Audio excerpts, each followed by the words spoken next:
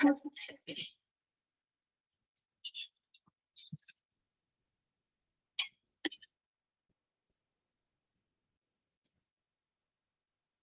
afternoon.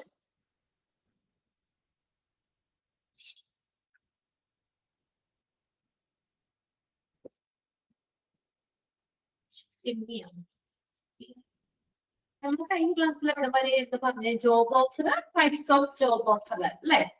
അതായത് job ഓഫറുകൾ അതിന് ഓൺ ദ ബേസ് ഓഫ് കണ്ടീഷനെ ബേസ് ചെയ്തിട്ട് നമ്മൾ രണ്ടെണ്ണം പറഞ്ഞു അല്ലെ?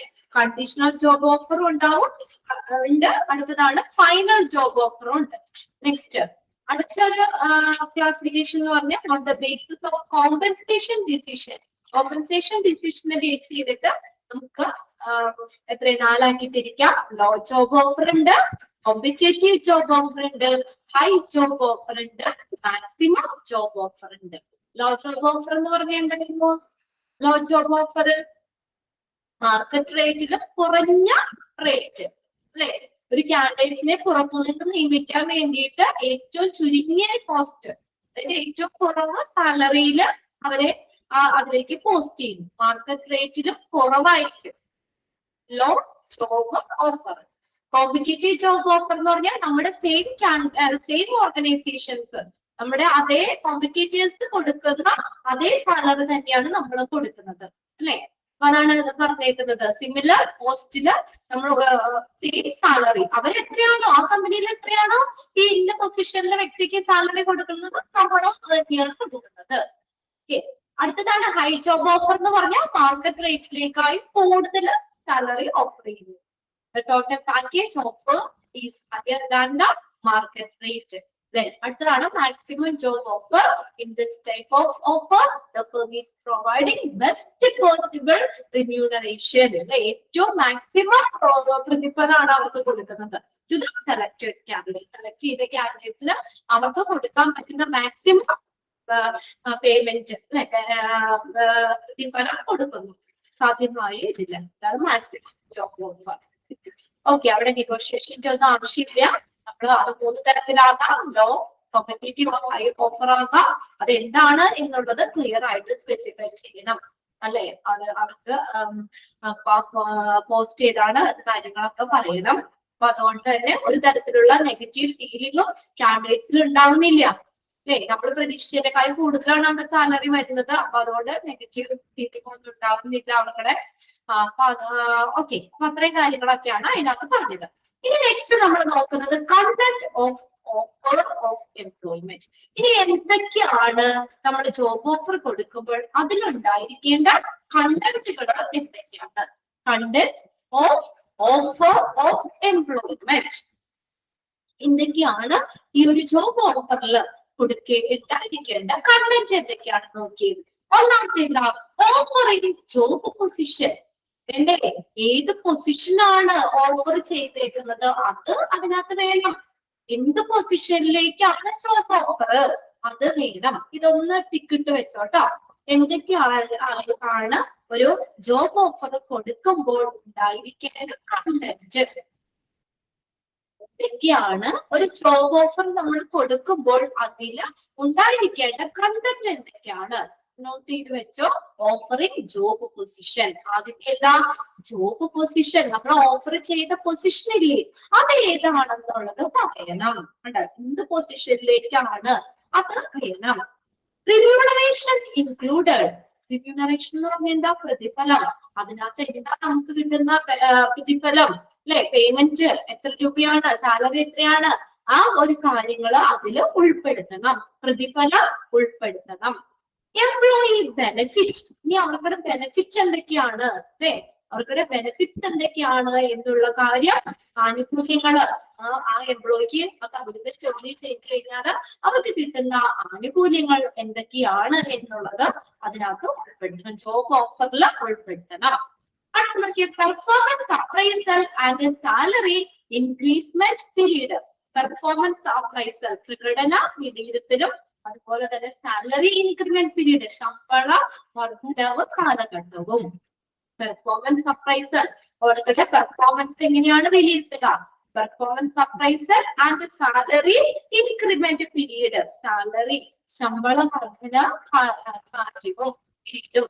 Date of joining എന്നാണ് ജോയിൻ ചെയ്യേണ്ടത്? Date of joining എന്നാണ് അവിടെ നമ്മൾ ജോയിൻ ചെയ്യേണ്ടത്? ആ ഡേറ്റ് അതിനകത്ത് ഉൾപ്പെടുത്തണം. Place of posting ഇനി എവിടെയാണ്? പ്ലേസ് ഏതാണ്? എവിടേക്കാണ് പോസ്റ്റ്? ഏത് പ്ലേസ് ആണെന്നുള്ളത് ഉൾപ്പെടുത്തണം. എവിടെയാണ് പോസ്റ്റ് ചെയ്തേക്കുന്നത് അത് ഉൾപ്പെടുത്തണം. അടുത്ത് നോക്കിയേ, particular condition of the job offer. ആ ജോബ് ഓഫറിൽ പറയുന്ന കണ്ടീഷൻസ് എന്തൊക്കെയാണ്? ഇന്ന കാര്യങ്ങള് നിങ്ങൾ പാലിക്കണം. ഇന്ന ടെസ്റ്റുകൾ കുറച്ച് കണ്ടീഷൻസ് ജോബ് ഓഫർ പറഞ്ഞില്ലേ? അതായത് ആ ജോബ് ഓഫറിൽ പറഞ്ഞിരിക്കുന്ന കണ്ടീഷൻസ് എന്തൊക്കെയാണ് എന്നുള്ളത് മെൻഷൻ ചെയ്യണം. അടുത്തത് information related to company policy. കമ്പനിയുടെ പോളിസികളുമായി ബന്ധപ്പെട്ട് വരുന്ന information. Information related to the company policies. കമ്പനിയുടെ പോളിസികളുമായി ബന്ധപ്പെട്ട് വരുന്ന വിവരങ്ങള്. അടുത്ത നോക്കിയേ, space or lines of sign for both employee and employer. ഇനി എംപ്ലോയി എംപ്ലോയർ അവർക്ക് സൈൻ ചെയ്യാനുള്ള, രണ്ടുപേർക്കും സൈൻ ചെയ്യാനുള്ള സ്പേസ് വേണം, അല്ലെങ്കിൽ ലൈൻ വേണം. രണ്ടുപേർക്കും സൈൻ ചെയ്യാനുള്ള സ്പേസ്. എംപ്ലോയിക്കും എംപ്ലോയറിനും സൈൻ ചെയ്യാനുള്ള സ്പേസ് വേണം. അടുത്തത് space four date of signature lines. ഇനി അവിടെ സിഗ്നേച്ചർ ചെയ്യുമ്പോൾ അവിടെ ഡേറ്റ് ചെയ്തണ്ടേ, അതിനുള്ള സ്പേസും വേണം. സ്പേസ് ഫോർ ഡേറ്റിനുള്ള സ്പേസും വേണം. കിട്ടിയോ? ഇത്രയും കാര്യങ്ങള് ഒരു ജോബ് ഓഫറിൽ ഉണ്ടായിരിക്കണം. ഒരു ജോബ് ഓഫറിൽ ഉണ്ടായിരിക്കേണ്ട കണ്ടന്റ് എന്തൊക്കെയാണ്? ക്ലിയർ ആവുന്നുണ്ടോ? പറയണേ, എന്തൊക്കെ കാര്യങ്ങളാണ്? ജോബ് പൊസിഷൻ എന്താണെന്നുള്ളത് പറയണം. റിമ്യൂണറേഷൻ പ്രതിഫലം അതിനകത്ത് എന്താണെന്നുള്ളത് ഉൾപ്പെടുത്തണം. എംപ്ലോയിയുടെ ആനുകൂല്യങ്ങൾ എന്തൊക്കെയാണെന്നുള്ളത് ഉൾപ്പെടുത്തണം. പ്രകടന വിലയിരുത്തലും സാലറിയുടെ വർധനവ് ആ ഒരു കാലഘട്ടം, സാലറി ഇൻക്രിമെന്റ് പീരീഡ് അത് പറയണം. പിന്നെ ജോയിനിങ് ചെയ്യേണ്ട ഡേറ്റ്, ഏത് പോസ്റ്റിലേക്കാണ്, പ്ലേസ് ഓഫ് പോസ്റ്റിംഗ്, ആ പ്ലേസ് ഏത് സ്ഥലമാണ്, എവിടേക്കാണ് പോസ്റ്റ് ചെയ്തേക്കുന്നത്. Particular condition of the job offer, job ഓഫറിന്റെ കണ്ടീഷൻസ്. അടുത്തത് കമ്പനിയുടെ പോളിസിയുമായി ബന്ധപ്പെട്ട് വരുന്ന വിവരങ്ങൾ. പിന്നെ എംപ്ലോയറിനും എംപ്ലോയിക്കും സൈൻ ചെയ്യാനുള്ള സ്പേസ്. പിന്നെ അടുത്ത് എന്താണ് പറഞ്ഞേക്കുന്നത്? ഡേറ്റ് ചെയ്യാനുള്ള സ്പേസ്. ക്ലിയർ ആയോ? ഓക്കെയാണോ? വൈഷ്ണവി, അബിൻ, അമിന, രമ്യ, സാന്ദ്ര, ഒക്കെയാണോ? ഓക്കെ. ഇനി അപ്പൊ അത് ഒന്ന് നോട്ട് ചെയ്ത് വെച്ചേക്കണം കേട്ടോ. ജോബ് ഓഫറിൽ ഉണ്ടായിരിക്കേണ്ട കണ്ടന്റ് ഇത്രയും കാര്യങ്ങൾ അതിൽ ഉൾപ്പെടുത്തണം. ഇനി നോക്കിയേ, sample of offer of employment. നമുക്കൊരു ജോബ് ഓഫർ അതിന്റെ സാമ്പിൾ അവിടെ തന്നേക്കണം കേട്ടോ. ഈ രീതിയിലായിരിക്കും ആ ഒരു ഓഫർ, എംപ്ലോയ്മെന്റ് ഓഫർ, ജോബ് ഓഫറിന്റെ ഒരു സാമ്പിൾ ആണ്. ഈ രീതിയിലായിരിക്കും. ഫസ്റ്റ് നോക്കിയേ, എന്തൊക്കെയാണ് കൊടുത്തേക്കണേ എന്നുള്ളത്.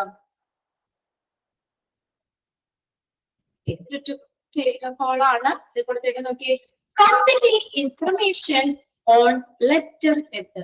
കമ്പനിയുടെ വിവരങ്ങള് ഓൺ ലെറ്റർ ഹെഡ് എന്ന് പറഞ്ഞു കഴിഞ്ഞാല് നമ്മള് ലെറ്റർ പാടില്ലേ, പണ്ടൊക്കെ അങ്ങനെയല്ലേ, നമ്മള് കമ്പനിയുടെ ഒരു ലെറ്റർ പാഡ് ഉണ്ടാവും, അതിലായിരിക്കും കാര്യങ്ങൾ കൊടുക്കുന്നത്. ലെറ്റർ പാഡ് ആണ് കമ്പനിയുടെ വിവരം. എങ്ങനെ? ഓൺ ലെറ്റർ ഹെഡ്, ലെറ്റർ പാഡില് ഉള്ള കമ്പനിയുടെ വിവരങ്ങള്.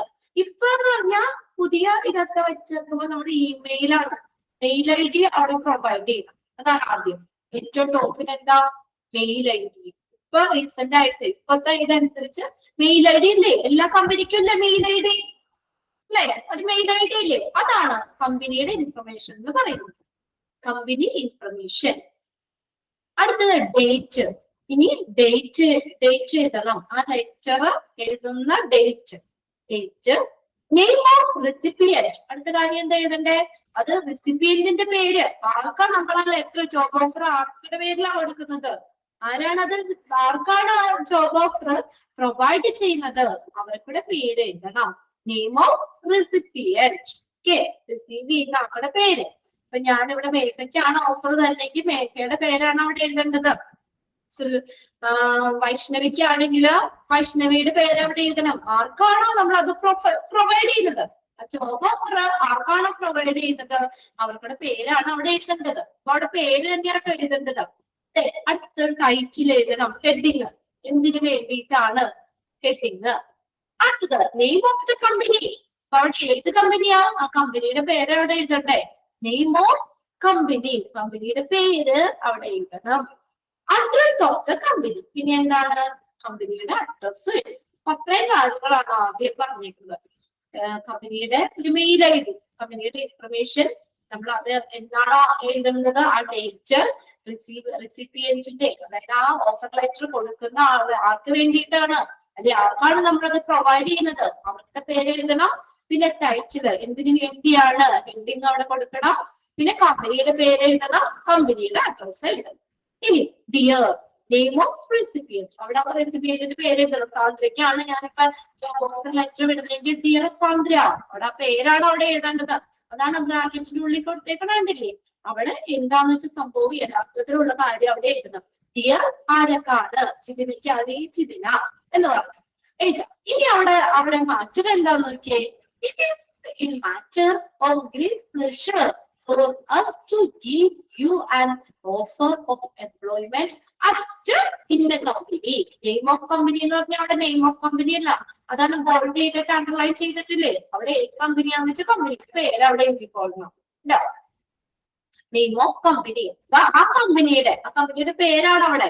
ഇന്ന കമ്പനിയുടെ പേരില്, ഇന്ന കമ്പനിയുടെ പേരിട്ട് നമ്മള് ജോബ് ഓഫർ താങ്കൾക്ക് നൽകുന്നതിന് ഞങ്ങൾക്ക് വളരെയധികം സന്തോഷമുണ്ട് എന്നാണ് ആദ്യത്തെ സെന്റൻസ്. അവിടെ അതൊരു ഫോർമാറ്റ് ആണ്. എന്താ, ഇന്ന കമ്പനിയുടെ പേരില്, ആ കമ്പനിയുടെ പേരാണ് അവിടെ ഇട്ടത്. അതിന്റെ പേരില് നിങ്ങൾക്ക് ജോബ് ഓഫർ നൽകുന്നതിന് ഞങ്ങൾക്ക് വളരെയധികം സന്തോഷമുണ്ട്.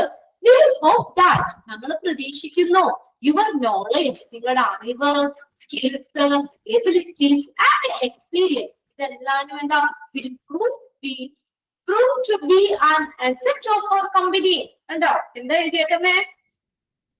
We hope that, ഞങ്ങൾ ഹോപ്പ് ചെയ്യുന്നു, ഞങ്ങൾ പ്രതീക്ഷിക്കുന്നു നിങ്ങളുടെ അറിവും കഴിവും സ്കിൽസും എക്സ്പീരിയൻസും ഇതെല്ലാം ഞങ്ങളുടെ കമ്പനിക്ക് ഒരു മുതൽക്കൂട്ടാവും. ഞങ്ങളുടെ അല്ല, അവർ കമ്പനി, നമ്മുടെ പറഞ്ഞേക്കണം കേട്ടോ, നമ്മുടെ കമ്പനിക്ക് ഒരു മുതൽക്കൂട്ടാവും എന്ന് എന്ത് ചെയ്തു ഞങ്ങൾ പ്രതീക്ഷിക്കുന്നു. അപ്പൊ അതിന്റെ പിന്നിൽ എന്താ ആ എഴുതി വെച്ചേക്കണതിന്റെ അർത്ഥം എന്താ, അതിന്റെ ഉള്ളിൽ അവര് ചെയ്യണേ. അപ്പൊ ഈ രീതിയിലെല്ലാം കമ്പനിയോട് നല്ല രീതിയിൽ എന്താ കമ്പനിയോട് സഹകരിച്ച് വർക്ക് ചെയ്യണം എന്നുള്ള ഒരു ഇതിനകത്താണ് കൊടുത്തേക്കണേ. നമ്മളോട് പറഞ്ഞേക്കാണ് നിങ്ങളുടെ നോളജ്, സ്കില്ല്, എബിലിറ്റി, എക്സ്പീരിയൻസ് എല്ലാവരും ഞങ്ങളുടെ കമ്പനിക്ക് ഒരു മുതൽക്കൂട്ടാവും, നമ്മുടെ കമ്പനിക്ക് ഒരു മുതൽക്കൂട്ടാവും എന്ന് ഞങ്ങൾ പ്രതീക്ഷിക്കുന്നു. As per the conversation, അത് നമ്മുടെ സംഭാഷണത്തിൽ പറഞ്ഞതുപോലെ തന്നെ the position is designation. അവിടെ ഏത് പൊസിഷനാണ് എഴുതണം, അതാണ് ഡെസിഗ്നേഷൻ എഴുതിയിട്ട് അണ്ടർലൈൻ ചെയ്തേക്കണോ. അവിടെ ഏതാണ്, ക്ലർക്കിന്റെ പൊസിഷൻ ആണോ, മാനേജറിന്റെ പൊസിഷൻ ആണോ, ഏതാണ് പൊസിഷൻ? ഈസ് ക്ലർക്ക് ആണ്, ഈ ക്ലർക്ക് ഉണ്ട്. അവിടെ ഡെസിഗ്നേഷൻ എന്താന്ന് എഴുതണം. കോൺവെർസേഷനിൽ പറഞ്ഞതുപോലെ തന്നെ നിങ്ങളുടെ പൊസിഷൻ എന്താണ്, മാനേജർ ആണ്. പൊസിഷൻ ഈസ് ക്ലർക്ക് ആണ് എന്താണെന്ന് വെച്ചാൽ അവിടെ എഴുതാം. Your date of joining will be the joining date. നിങ്ങളുടെ ജോയിനിങ് ഡേറ്റ് ആയിരിക്കും ജോയിനിങ് ഡേറ്റ് എന്ന് പറഞ്ഞാൽ. ഡേറ്റ് ഓഫ് ജോയിനിങ് ആണ് ഏതാ, വിൽ ബി ജോയിനിങ് ഡേറ്റ് എന്ന് പറഞ്ഞാൽ അവിടെ ആ ജോയിനിങ് ഡേറ്റ് എഴുതാം. Your date of joining will be, അവിടെ ആ ജോയിൻ ചെയ്യേണ്ട ഡേറ്റ് ഇല്ലേ, അപ്പൊ ജോയിൻ ചെയ്യേണ്ട ഡേറ്റ് ഒരു 3/12/25, 3/12/25. ആ ഡേറ്റ് ഏതാന്ന് വെച്ചാൽ ഡേറ്റ് അവിടെ എഴുതണം.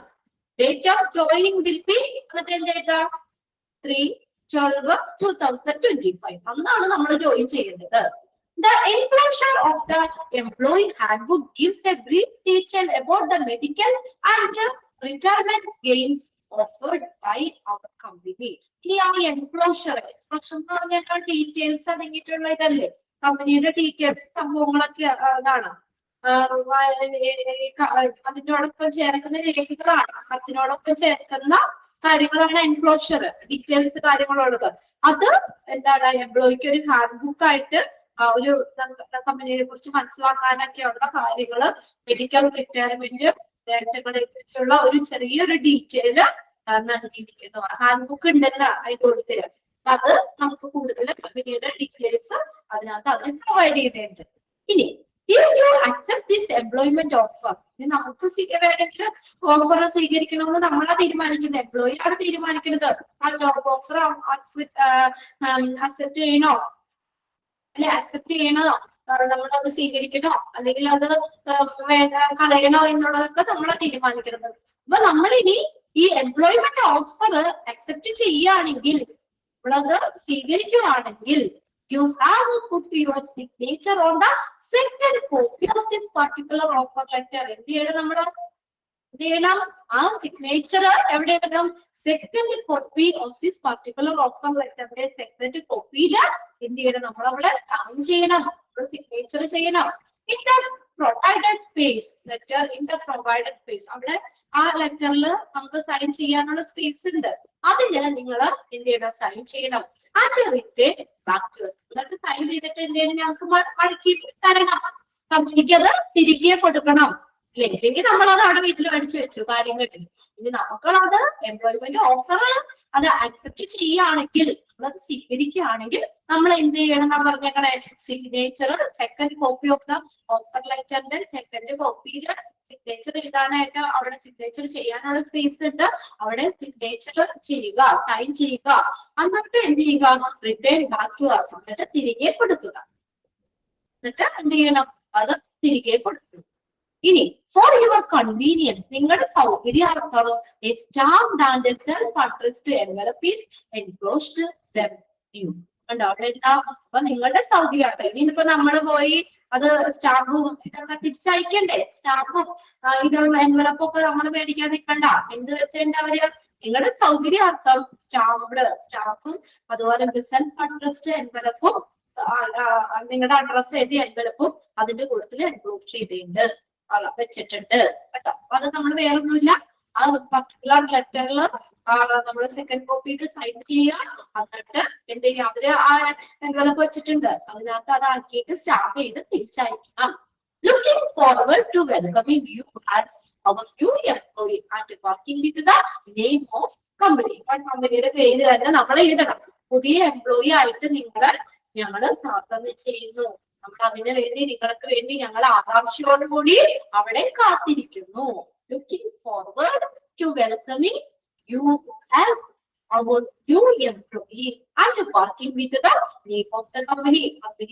കമ്പനിയുടെ പേരിൽ വർക്ക് ചെയ്യാൻ പുതിയ എംപ്ലോയി ആയിട്ട് ഞങ്ങൾ വെൽക്കം ചെയ്യാനായിട്ട് ഞങ്ങൾ ആകാംക്ഷയോടുകൂടി കാത്തിരിക്കുന്നു. എന്താ പറഞ്ഞേക്കണ്ടേ? Thanks and regards. താങ്ക്സ്, നന്ദിയും ആശംസകളും. യുവർ നെയിം, നിങ്ങളുടെ പേര് എഴുതണം. അത് നിങ്ങളുടെ പേര് എന്ന് പറഞ്ഞാൽ അവിടെ ആരാ? യുവർ നെയിം ആരാ?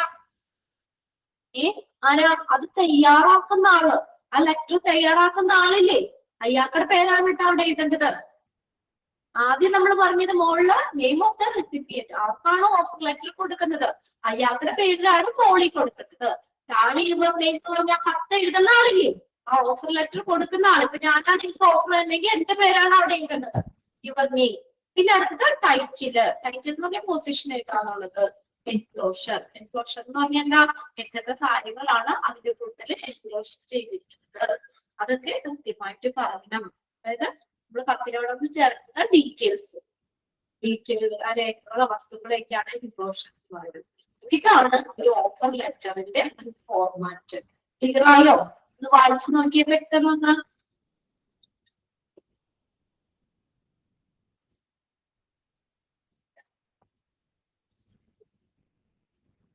നമ്മളെ ബോൾഡ് ചെയ്ത് അണ്ടർലൈൻ ചെയ്തേക്കണോടത്തൊക്കെ എന്താ അതാ കറക്റ്റ് ചെയ്ത് എഴുതാനാണ്. ജോയിനിങ് ഡേറ്റ് എന്ന് പറഞ്ഞാൽ ഏതാന്ന് വെച്ചാൽ ഡേറ്റ് അവിടെ എഴുതിക്കോളാം. നെയിം ഓഫ് ദ കമ്പനി എന്ന് പറഞ്ഞാൽ കമ്പനിയുടെ പേരാണ് അവിടെ എഴുതേണ്ടത്. ഡെസിഗ്നേഷൻ ഏത് പോസ്റ്റ് ആണെന്നത് പോസ്റ്റ് ആണ് എഴുതേണ്ടത്. അതാണ് അവരോട് ബോൾഡ് ചെയ്തിട്ട് അണ്ടർലൈൻ ചെയ്ത് തന്നേക്കുന്നത്. എല്ലാവർക്കും ക്ലിയർ ആണോ നോക്കി?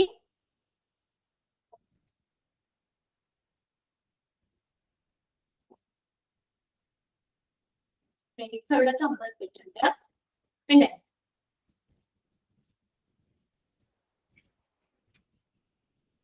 എനിക്ക് മാത്രമേ മനസ്സിലായുള്ളൂ. മനസ്സിലാവാത്ത എന്തെങ്കിലും ഉണ്ടോ? ജസ്റ്റ് ഒന്ന് അതിന്റെ ഫോർമാറ്റ് തന്നേക്കുന്നത് സാമ്പിള് തന്നേക്കുന്നതാണ് കേട്ടോ. ചിതിനെ എവിടെ തമ്പ് തന്നിട്ടുണ്ട്? ഓക്കെ, സമുദ്ര, കൃഷ്ണന്റെ, അക്ഷയ്, അക്ഷയല്ല അക്ഷയ്. Okay, almost. ഇനി മനസ്സിലാവാത്ത ആരുമില്ലല്ലോ. ഓക്കെ അല്ലേ? അങ്ങനെ ഉണ്ടെങ്കിൽ ആരെങ്കിലും ഒന്ന് തമ്പ് ചെയ്തേ. മനസ്സിലാവാത്തവരുണ്ടെങ്കിലും തമ്പ് ഇല്ല. ഓക്കെ ആണല്ലേ? ഇനി നെക്സ്റ്റ് അപ്പൊ നമ്മൾ ഇവിടെ എന്താ പറഞ്ഞത്? ഒരു ഓഫർ ലെറ്ററിൽ ഉണ്ടായിരിക്കേണ്ട കണ്ടന്റ് എന്തൊക്കെയാണ് പോയിന്റ് ഔട്ട് ചെയ്ത് 10 പോയിന്റ് ആയിട്ട് തന്നിട്ട് പിന്നെ ഒരു ഓഫർ ലെറ്ററിന്റെ സാമ്പിളുമാണ് നമ്മൾ നോക്കിയത്. ഇനി നെക്സ്റ്റ് നോക്കിക്കേ, contract of employment. Employment contract, കരാറ്. എംപ്ലോയ്മെന്റ് കരാറ്, തൊഴിലിലെ കരാറ്. കോൺട്രാക്ട് അല്ലെങ്കിൽ ആ തൊഴില് നമ്മൾ ഉറപ്പിക്കുകയാണ്, കരാറാണ്. The term conduct of employment or employment contract is a type of contract between ആരൊക്കെ തമ്മിലുള്ള കരാറാണ്? Employee and employer. Underline ചെയ്തോ? The contract between the employee and employer is called a dash. എന്താണ് employment contract. ഒരു എംപ്ലോയിയും എംപ്ലോയറും തമ്മിലുള്ള contract ആണ് employment contract. Okay,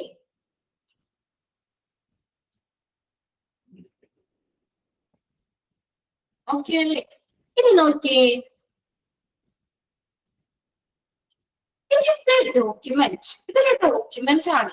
That details in responsibilities, rights and obligations of employer and employee. ഇതെന്താണ്? ഇതൊരു document ആണ്. അതിനകത്ത് എന്തൊക്കെയുണ്ടാവും? That details റെസ്പോൺസിബിൾ, ഉത്തരവാദിത്തങ്ങള്, റൈറ്റ് ആൻഡ് ഒബ്ലിഗേഷൻസ്. ഒബ്ലിഗേഷൻ എന്ന് പറഞ്ഞാൽ എന്താ? കടമകള്, അവരുടെ അവകാശങ്ങള്, കടമകള്. എംപ്ലോയർ ആൻഡ് എംപ്ലോയി ഉണ്ടോ? എംപ്ലോയറുടെയും അവകാശങ്ങളും കടമകളും റെസ്പോൺസിബിലിറ്റി ഇതിന്റെയൊക്കെ ഡീറ്റെയിൽസ് അടങ്ങുന്ന ഒരു ഡോക്യുമെന്റ് ആണ് ആ കോൺട്രാക്ട് എന്ന് പറയുന്നത്. ഉണ്ടോ? അത് അണ്ടർലൈൻ ചെയ്തോ കേട്ടോ. Previously contract of employment were mostly verbal. പണ്ട് എങ്ങനെയായിരുന്നു? ഇത് വെർബൽ ആയിട്ട് വാക്കാതെ നമ്മൾ പറയും, ഇന്ന കാര്യങ്ങൾ ഇങ്ങനെ. അവിടെ കേരള എഴുത്തുകളൊന്നുമില്ല, നമ്മൾ വാക്കുകൊണ്ട് പറയാ. വാക്ക് നമ്മൾ വായിക്കൊണ്ട് ഇന്നതാണ് എന്നുള്ള ഒരു കോൺട്രാക്ട് അങ്ങനെയാണ് പണ്ട് നേരത്തെ. പ്രീവിയസ്ലി കോൺട്രാക്ട് എങ്ങനെയായിരുന്നു? മോസ്റ്റ്ലി വെർബൽ, വെർബൽ ആയിട്ടായിരുന്നു. It was beneficial. അങ്ങനെ വെർബൽ ആയിട്ട് പറയുമ്പോൾ ആർക്ക്? എംപ്ലോയറിന് അത് ബെനിഫിഷ്യൽ ആണ്. എന്താ? വേറെ എഴുത്തുകളൊന്നുമില്ല അല്ലെ? വേറെ പേപ്പറിൽ സൈൻ ചെയ്യോ അങ്ങനെയുള്ള കാര്യങ്ങളൊന്നുമില്ല. വെറുതെ നമ്മൾ വാക്കുകൊണ്ട് അങ്ങ് പറഞ്ഞേക്കുള്ളൂ. അത് എംപ്ലോയറിനെ സംബന്ധിച്ച് ഒരു ബെനിഫിഷ്യൽ ആണ്, പ്രയോജനപ്രദമാണ്. എന്താ? Because the employee had no concrete right to their employment. അതുകൊണ്ടോ ഇപ്പൊ നമ്മള് വെറുതെ ഇങ്ങനെ പറയുന്നേ ഉള്ളൂ. ഇപ്പൊ നമ്മള് ഒരു വർഷം ഈ ഇവിടെ ജോലി തരാന്നുള്ള കരാറാണെന്ന് വിചാരിക്കുക, കോൺട്രാക്ട് ആണ്. നമ്മൾ വാങ്ങുക ഒരു വർഷം നിങ്ങൾക്ക് നീങ്ങോട്ടോന്ന് പറയും. ഒരു 8 മാസം ആകുമ്പോൾ നിങ്ങൾ ഇങ്ങനെ പൊക്കോളാൻ പറഞ്ഞു കഴിഞ്ഞാൽ നമുക്ക് അവിടെ പ്രൂഫ് ഇല്ല. നമ്മളോട് വായിക്കൊണ്ടല്ലേ പറഞ്ഞു വെച്ചേക്കുന്നത്, വെർബലായിട്ടല്ല പറഞ്ഞു. ഒരു വർഷം അവിടെ ഒരു പേപ്പറിലൊക്കെ എഴുതി സൈൻ ചെയ്യാണ്ട് നമുക്ക് നിങ്ങൾ ഇങ്ങനെ പറഞ്ഞിട്ട് ഇപ്പൊ എന്താണ് ഇങ്ങനെ പറയുന്നത്, നമുക്ക് അവിടെ പ്രൂഫ് ഉണ്ട്. അപ്പൊ എന്ന് പറഞ്ഞാൽ ആ എംപ്ലോയി ഈ നമുക്ക് അത് ഇങ്ങനെ ആ വെർബലായിട്ട് പറയുമ്പോൾ എംപ്ലോയർക്ക് അത് ബെനിഫിഷ്യൽ ആണ്. പിന്നെ എന്തുകൊണ്ടാ? അത് ഒരു കൃത്യമായിട്ടുള്ള അവകാശങ്ങളോ ആ എംപ്ലോയ്മെന്റ് തൊഴിലുമായി സംബന്ധിച്ച് കൃത്യമായിട്ടുള്ള രേഖകൾ അവിടെ ഇല്ല. And the employees can serve them for any reason. പിന്നെ അതുപോലെ എന്തെങ്കിലും കാരണങ്ങൾ കൊണ്ടേ ആ എംപ്ലോയറിന് അവരെ വേണ്ടി പറഞ്ഞു വിടാം, അവരെ പിരിച്ചുവിടാൻ നമുക്ക് കഴിയും. ഇപ്പൊ ഞാൻ പറഞ്ഞില്ലേ, ഒരു വർഷം നിൽക്കാന്ന് പറഞ്ഞാൽ ഒരു 4 മാസം ആയപ്പോഴത്തേക്ക് നമുക്ക് അവിടെ എന്തെങ്കിലും ഇഷ്ടപ്പെട്ടില്ല, നമുക്കത് അവരെ പിരിച്ചുവിടാം. പക്ഷെ വേറൊരു എഗ്രിമെന്റ് അവിടെ അയാളെ കൊണ്ട് സൈൻ ചെയ്യിക്കണോ വേറെ പരിപാടി ഒന്നും അവിടെ ഉണ്ടായിട്ടില്ല. അപ്പൊ അതുകൊണ്ട് എംപ്ലോയർക്ക് അത് ബെനിഫിഷ്യൽ ആണ്. ഉണ്ടോ? അതായത് പ്രത്യേകമായിട്ടുള്ള അവകാശങ്ങളോ കാര്യങ്ങളോ ഒന്നും, തൊഴിലുമായി ബന്ധപ്പെട്ട കാര്യങ്ങളോ ഒന്നും അവിടെ ഒരു കറക്റ്റ് ഡോക്യുമെന്റ് ഇല്ല. അതുകൊണ്ട് തന്നെ എംപ്ലോയറിന് ഏത് സമയത്ത് വേണമെങ്കിലും അവരെ പിരിച്ചുവിടാം. അതുകൊണ്ട് എംപ്ലോയറിന് അതൊരു ബെനിഫിഷ്യൽ ആണ്. ഇൻ മോഡേൺ ടൈംസ്, ഇപ്പോഴെങ്ങനെയാ? Contract of employment are usually written. അൺക്ലൈം ചെയ്തോട്ടോ. എന്നാൽ ഇതിപ്പോ അങ്ങനെയല്ല. ഇപ്പോഴത്തെ വാക്കൊന്നും പറഞ്ഞാൽ പോരാ, അത് റിട്ടേൺ എഴുത്തി സൈൻ ചെയ്ത് കറക്റ്റ് ആയിട്ടുള്ളതാണ്. In modern times, contracts of employment are usually written. ഇന്നത് എങ്ങനെയാണ്?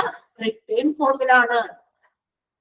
A contract of employment contains several major components.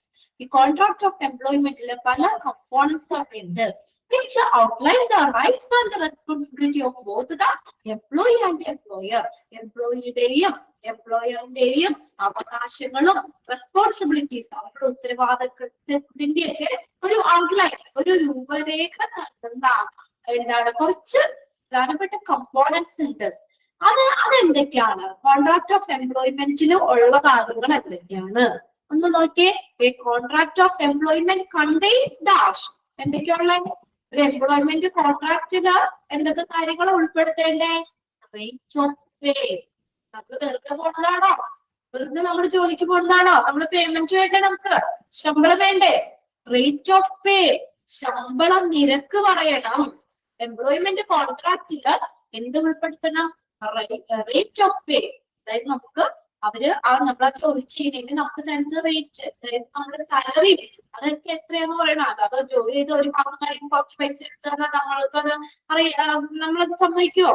നമുക്ക് ആ കോൺട്രാക്റ്റില് നമുക്ക് ഈ സാലറി ഇത്രയാണ്, അപ്പൊ ഈ ഇത്രയും സാലറിക്ക് ഞാൻ വർക്ക് ചെയ്യാൻ ഞാൻ വില്ലിങ്ങാണ്, ഞാൻ തയ്യാറാണ്, അങ്ങനെയാണെങ്കിൽ എനിക്ക് വർക്ക് ചെയ്താൽ മതി. അല്ലാതെ ജോലി ചെയ്ത് കഴിഞ്ഞപ്പോ കുറച്ച് പൈസ എന്റെ കൊടുത്താൽ മതി, ഇതിന്റെ സാലറി ഇതാന്ന് പറഞ്ഞു കഴിഞ്ഞാൽ നമ്മൾ സമ്മതിക്കോ? ഇല്ല.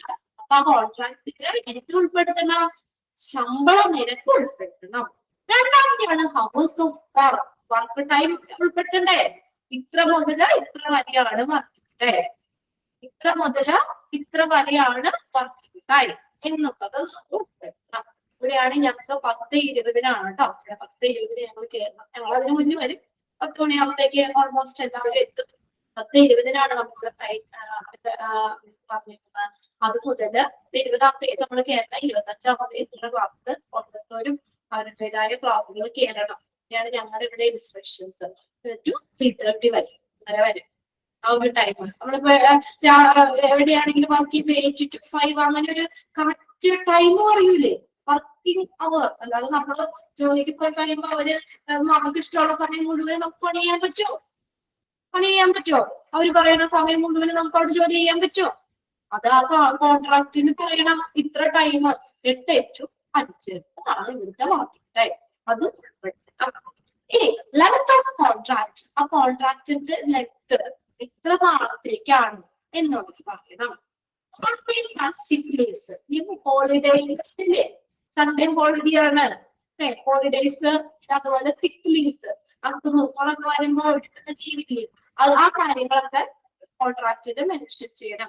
ഇത്ര സിക്ക് ലീവ് ഉണ്ട്, ഇത്ര ഹോളിഡേസ് ആണ്, അത് കറക്റ്റ് ആയിട്ട് മെൻഷൻ ചെയ്യണം.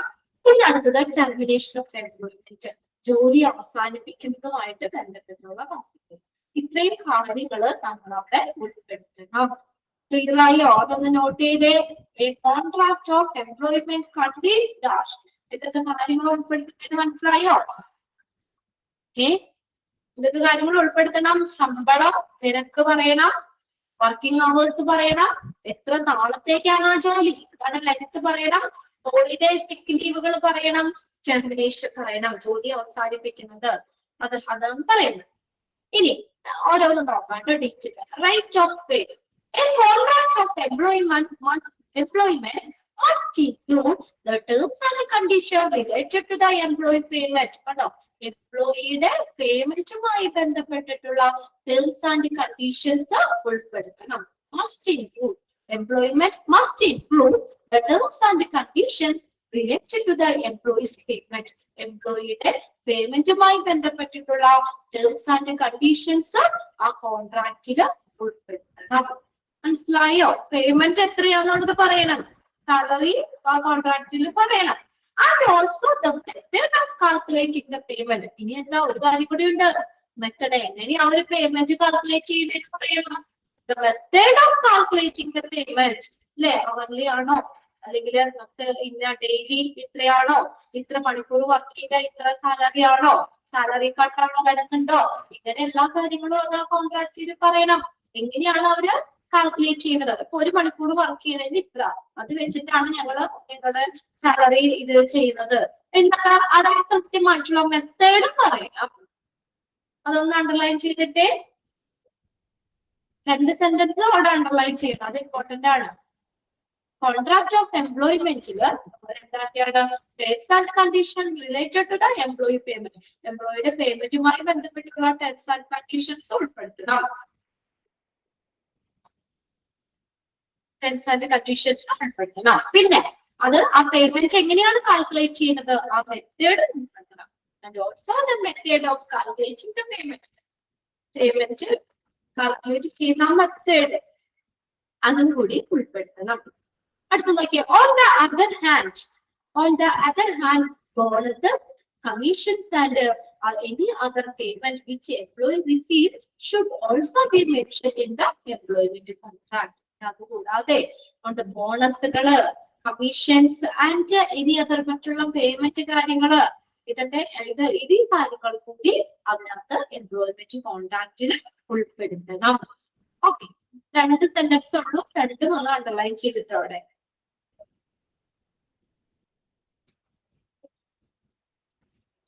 ഒന്നാമത്തേത് പറഞ്ഞത് ടേംസ് ആൻഡ് കണ്ടീഷൻസ്. എംപ്ലോയിയുടെ പേയ്മെന്റുമായി ബന്ധപ്പെട്ടിട്ടുള്ള എല്ലാ ടേംസ് ആൻഡ് കണ്ടീഷൻസും ഉൾപ്പെടുത്തണം.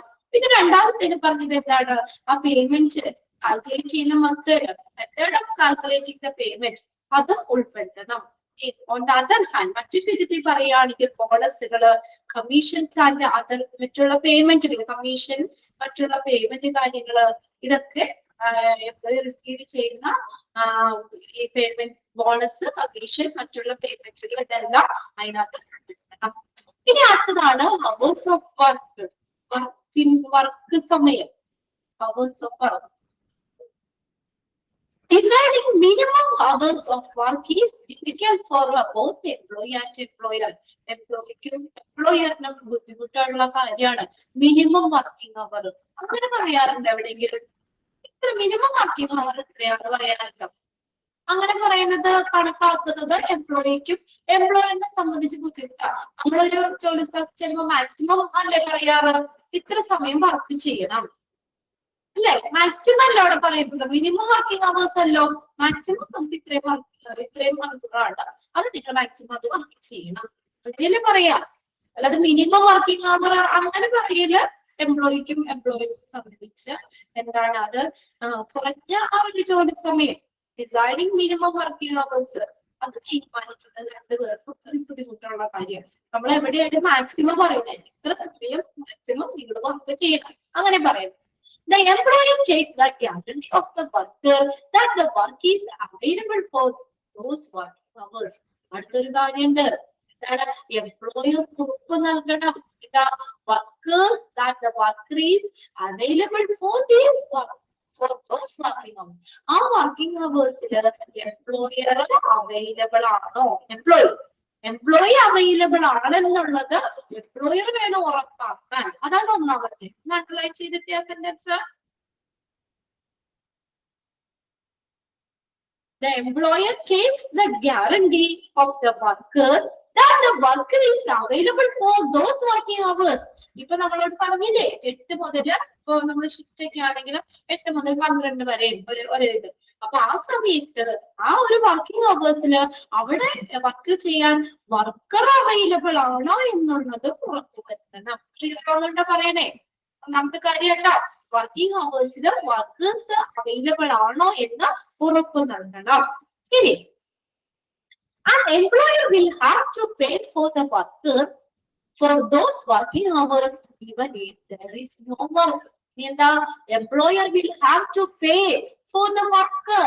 വർക്കറിന് പേയ്മെന്റ് കൊടുക്കണം. ആ വർക്കിംഗ് അവേഴ്സില് അവരുടെ പേയ്മെന്റ് കൊടുക്കണം. കോർപ്പറേറ്റ് ഒരു കാര്യങ്ങളുണ്ട്, ഇവൻ നോ വർക്ക് ഇല്ലെങ്കിൽ പോലും എന്താണ് വർക്കിംഗ് അവേഴ്സില് പേയ്മെന്റ് കൊടുക്കണം അല്ലെ. ഇന്നിപ്പോ നമ്മള് 8 മണിക്കൂർ ഇതുണ്ട്, ചിലപ്പോ 1 മണിക്കൂർ വർക്ക് ചെയ്യാൻ പറ്റില്ല, ചിലപ്പോ അവിടുത്തെ കാരണങ്ങൾ കൊണ്ടായിരിക്കും വർക്ക് ചെയ്യാൻ പറ്റില്ല. ആ 1 മണിക്കൂറത്തെ കാശ് കുറച്ചു കൊടുത്താൽ മതിയോ? അന്നത്തെ ദിവസം എത്രയാണ് പേയ്മെന്റ്, ഡെയിലി വേജസ് ആണെങ്കിൽ ആ ഡെയിലി ഉള്ളത് പറയണ്ടേ, അത്രയും തന്നെ നമ്മൾ കൊടുക്കണം. വർക്കിംഗ് അവേഴ്സിന് പേയ്മെന്റ് കൊടുക്കണം. ഇനി വർക്ക് ഇല്ലെങ്കിൽ പോലും, ഇപ്പൊ നിങ്ങൾക്ക് യാദൃച്ഛികമായിട്ട് നിങ്ങൾ ഇപ്പൊ ക്ലാസ്സിൽ കയറിയ പിന്നെ നെറ്റ് ഇല്ലാതെ ക്ലാസ് നിങ്ങൾക്ക് മിസ്സായിട്ടുണ്ടോ? ഒന്നോ പ്രാവശ്യത്തെയോ അവരുണ്ടോ? മിസ്സായോ നിങ്ങൾക്ക് എപ്പോഴെങ്കിലും നിങ്ങളുടെ ബാച്ചിലേക്ക്? നിങ്ങൾ സ്ഥിരം ചേർന്നവരുണ്ടല്ലോ അവിടെ.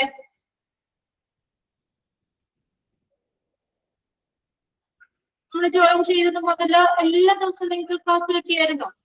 ഏതെങ്കിലും ലൈവ് ക്ലാസ് മുടങ്ങി ഇല്ല അല്ലേ? അപ്പൊ ചിലപ്പോ അത് ഇവിടുത്തെ കുഴപ്പമാണ്. അതായത് ഇവിടുത്തെ കുഴപ്പം എന്ന് പറഞ്ഞാൽ നെറ്റിന്റെ ഇഷ്യൂ ആണ്. എന്തെങ്കിലും ഇതിന്റെ പ്രശ്നം കൊണ്ട് ചിലപ്പോ അതേ പറയാ 1-2 മാക്സിമം ഇവിടെ നമുക്ക് ക്ലാസ് എടുക്കാൻ പറ്റാതെ വന്നിട്ടുണ്ട്. പക്ഷേ ഞങ്ങളിവിടെ വർക്കിംഗ് അല്ലേ, ഞങ്ങളിവിടെ വരുന്നില്ലേ?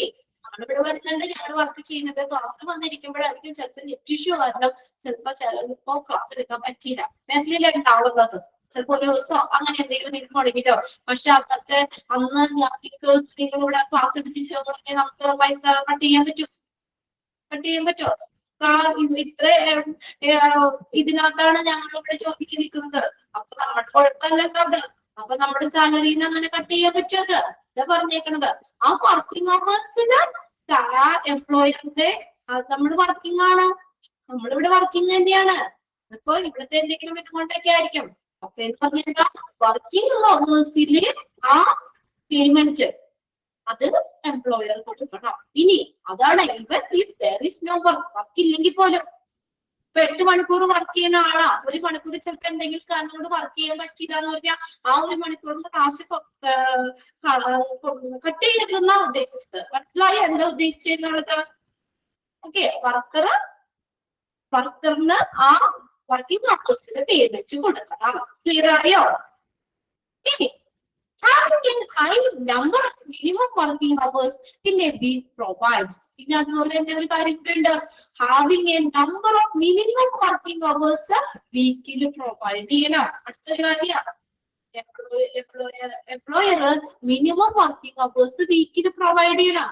എന്നാലല്ലേ അവർക്ക് ആ പൈസ കിട്ടുള്ളൂ അല്ലെ? Provide a guaranteed amount of money to the worker.